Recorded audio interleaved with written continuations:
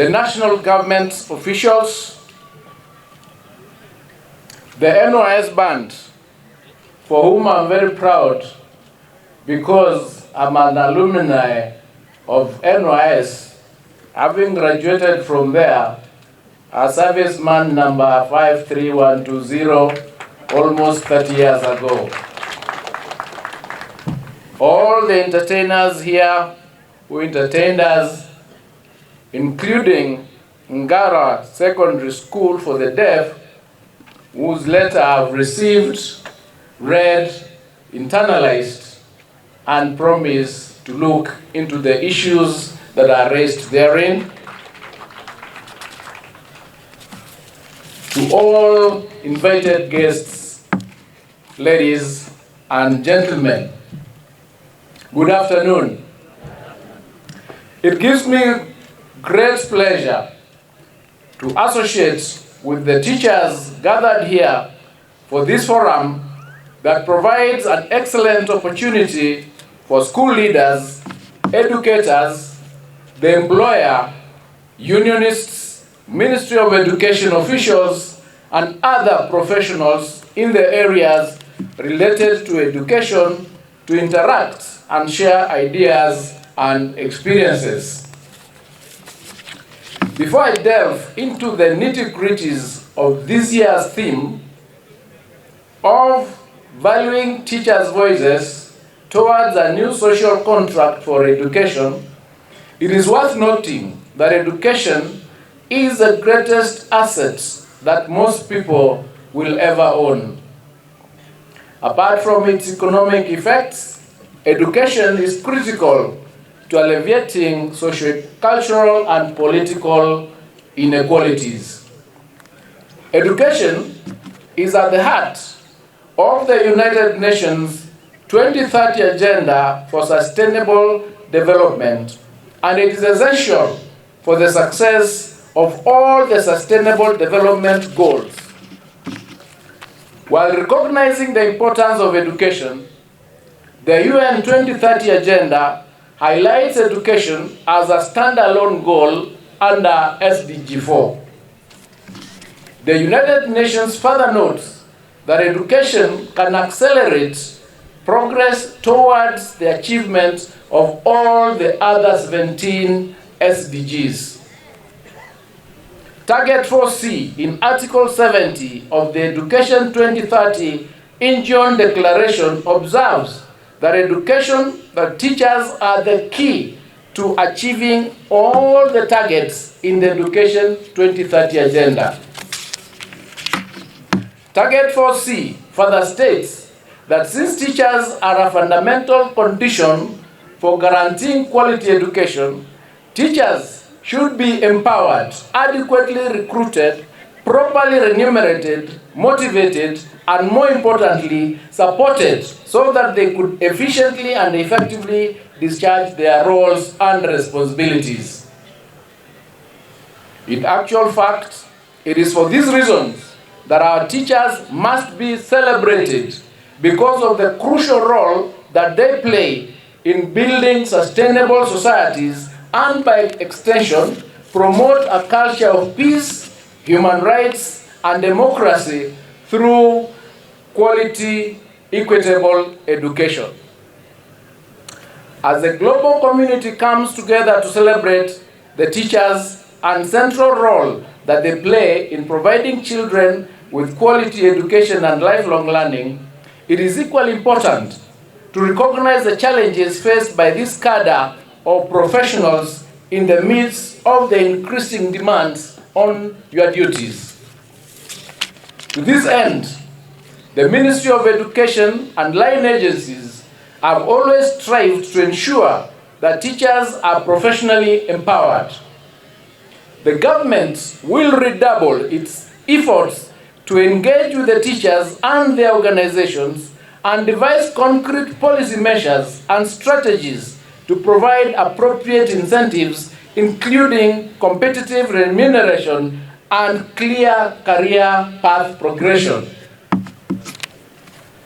The government would ensure that teachers are empowered through the provision of decent working conditions, They will be well-resourced, will be provided with a clear path for teacher professional development, safe and healthy working environment, that they will be accorded professional autonomy, and more importantly, academic freedom as stipulated in the ILO UNESCO recommendations regarding the status of teachers. Ladies and gentlemen, I wish to underscore Kenya's preparedness to embrace and fully address the Education 2030 agenda. We have no choice but to commit ourselves to provide qualified, highly motivated, and well-supported teachers to every public school if we are to achieve quality in learning. Teachers play a leading role in molding a creative and industrial society based on knowledge, values, and ethics. At this juncture, I must commend the teachers for ensuring that all our candidates for the national assessments and examinations are prepared adequately for the examination season. It is because of you that I managed to launch the 2024 examination season yesterday. In total, this year, 1,313,913 candidates will sit the Kenya Primary School Education Assessment KPSEA, while 965,501 candidates will sit the Kenya Certificate of Secondary Education, KCSE, compared with 1,282,574 and 903,260 candidates who sat for these two-level assessments in the year 2023.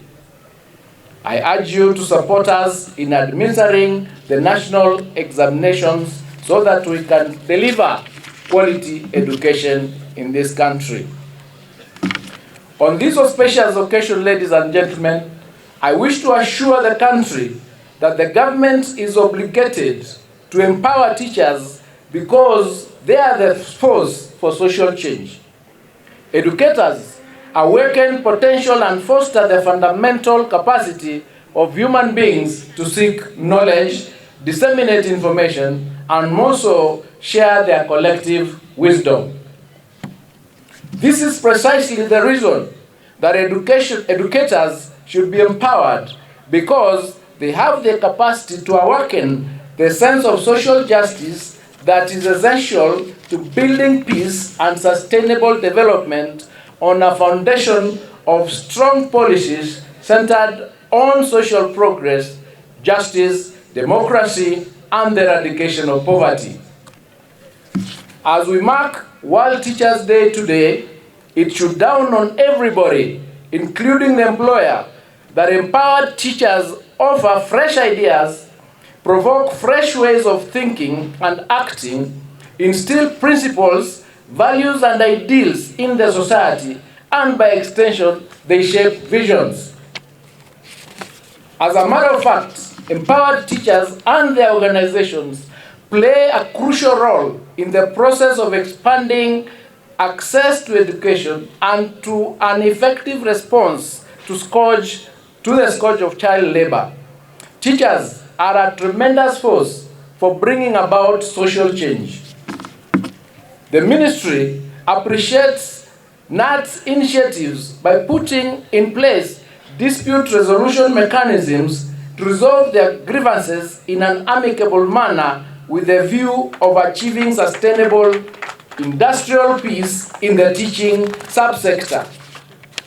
In this same spirit, I would wish to express my sincere appreciation to KNUT for embracing the alternative dispute resolution mechanisms. For instance, in the recent industrial action, it was settled in an amicable manner without KNUT resorting to industrial action that could have wasted teaching time, causing inconveniences to students and teachers, and in covering the syllabus and preparing for the national and end-year examinations. I thank you. Additionally, the Ministry of Education would wish to applaud KNUT leadership for remaining steadfast in supporting the actualization of the 21-point recommendations in the report of the Presidential Working Party on Education Reforms. The recommendations in the report will address concerns of access, relevance, transition, equity, governance, finance, and quality in education, training, and research. The report, Transforming Education, Training, Research for Sustainable Development in Kenya, is premised on the effective implementation of the competency-based education that promotes an individual's well-being and acquisition capabilities, skills, values, in order to contribute meaningfully to the economy and the society at large. In transforming our education sector for sustainable development, we must reform our education institutions, harness digital revolution, and adopt creative ways of teaching and learning. I fully agree with the KNUT leadership that on the basis of the report of the Presidential Working Party on Education, the effective implementation of CBC at all levels of education will provide a strong foundation for transforming education, training, and research for sustainable development in Kenya. Ladies and gentlemen, I wish you a memorable World Teachers' Day. Issues concerning education and teachers should not be treated with levity and disdain. The teaching profession should be treated with special regard. Thank you all, and may the good Lord bless you, all the teachers of this country. God bless you. Thank you so much. Mukwe na siku njema, sijui kama ni Kiswahili mufti ama sanifu.